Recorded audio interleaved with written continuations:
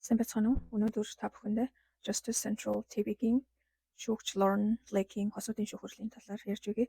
Өнөөдрийн хосод болохоор Lennox and Tanya. Одоо ex нөхөр Lennox нь эхнэрээ шүүхт өгсөн юм байна. Тэгээд $9,800 нэхэмжилж байгаа юм байна. За тэгээд шүүгч асууж байна. Яг юу болсон бэ?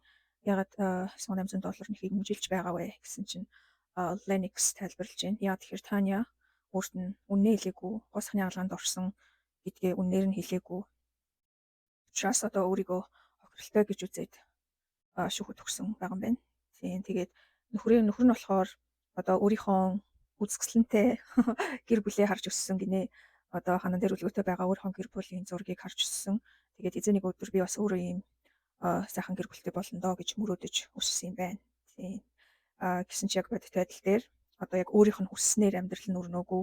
Тэгээд эхнэрийнх нь одоо байгаа гадна төрх нь болохоор хуурамч гэж үзэж байгаа юм байна л да. Гоо сайхны хаалганд орсон учраас. Тэгээд өөрийнх нь хүүхэд нь болохоор одоо 1 настай байна. Тэгээд хүүхдээ харсан чинь өөртөө болон эхнэртэй нь хинтээ ч адилхан байгаагүй.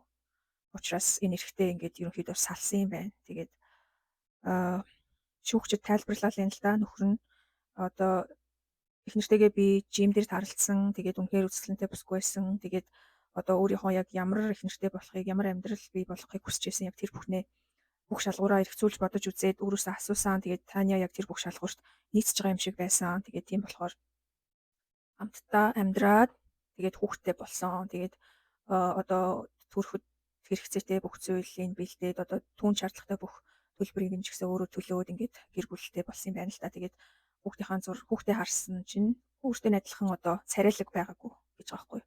Тэгээд тийм шалтгаанаар манай эхнэр нэгдүгээр гоо сахны хаалганд орсноо өөрт нь үнээр хэлээгүй.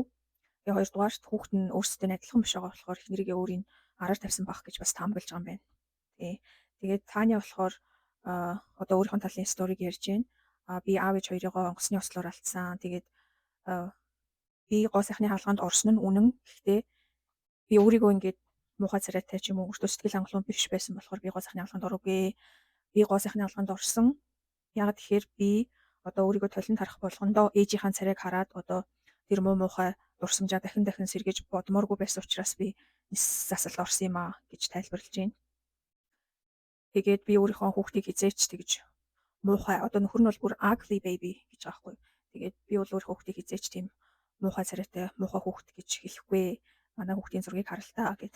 Тэгээд зургийг харсан. Хүүхд нь айгүй хөөр хүүхдтэй дөнгөж 1 настай. Яг уу нөхөр нь жоохон юм Европ зөрөгтэй юм байна л та. Эхнэр нь болохоор ингээд өнгөт арстан. Тэгээд хүүхдийг харах юм бол яг уу эхнэртэй нь илүү төстэй дүү царайтай. Тэгээд нөхрийнх нь одоо хүлээлт болохоор яг өөртөө адилхан одоо ядчил тийм синхэр цайвар нүдтэй ч юм уу ийм шохор хамартай ч юм уу байлгамаар л байсан юм шиг байна. Тэгээд эхнэр нь нөгөө өөрт нь үнэ хэлээгүй. Тэгээд хоёрдугаарт хүүхэд нь ингээд өөртөө адилхан биш төрсөн учраас одоо хамт амьдрах шалтгаан байхгүй гээд ерөнхийдөө салцсан юм байна. Гэхдээ эхнэрийнхээ яг одоогийн байгаа одоо энэ шүүх танхим зогсшгоо гадна төрхөнд нь бол нөхөр нь айгүй хайртай юм шиг байхгүй юу. Тэгээд шүүгчд бүр ингэж хэлж байна. Харалтаа манай эхнэрийг яг л ингээд ямар ч залуу эрэгтэй хүн хүсгээр одоо хамт гэр бүл зохиохыг хүсгээр ийм төрхтэй эмэгтэй байгаа сте. Бүр she's well done гинэ бүр гоо сайхны хаалгаагаар үнэхээр өөрийгөө айгүй гоё бүтээсэн байгаа үстэй гээд зэдэж одоо өөрт нь худлаа ирсэн учраас ингээд цааш хамт байж чадахгүй. Тэгээд $9,800 хэмжилж байгаа юм байна. За тэгээд шүүгч болохоор за байж гараа яг ойлгох юм. Одоо чи ингээд хохирсон гэд хэмжилж байна. Одоо яг юугаараа чи хохирсон бэ? Би энэс хин жоохон ойлгохгүй байна. Яг шалтгаанаа хэлээч гэсэн чинь одоо бид хоёрын хүүхэд одоо надтай адилхан биш. Ugly baby гэж байгаа байхгүй. Тэгсэн чинь шүүгч нь уралцсан. За битгий миний цагийг үрээ. Одоо энэ бүх утгагүй зүйлсээ яг одоо зогсоо. Тэгээд би одоо өглөөнийхөө цаг тухтай уугаад сууж явах байсан хугацаанд энд ирээд ингээд шал утгагүй юм сонсоод сууж байгаадаа итгэж чадахгүй байна гэж шүүгч нь уралцсан. Тэгсэн чинь ерөнхийдөө бол шүүгч нь эхнэрийнхэн тал байгаа байхгүй эхнэрийнхэн тал. Тэгсэн чинь эхнэр нь одоо ядчил нэг хүн миний тал нам ингээд ойлгоод байж гад баяртай байна гэсэн чинь нөхөр нь стил нөгөө нэг одоо тэгээд чиний бүх нөгөө нэг гоо сахны хаалгаа хийлгэсэн ингээд хуримчаар өөрийгөө бүтээсэн талыг чинь дэмжиж үг гэдэг ингээд үг хаяад одоо шүүгч уралсны дараа хоорондоо ингээд хэрэлдсэн хэвээрэл байна.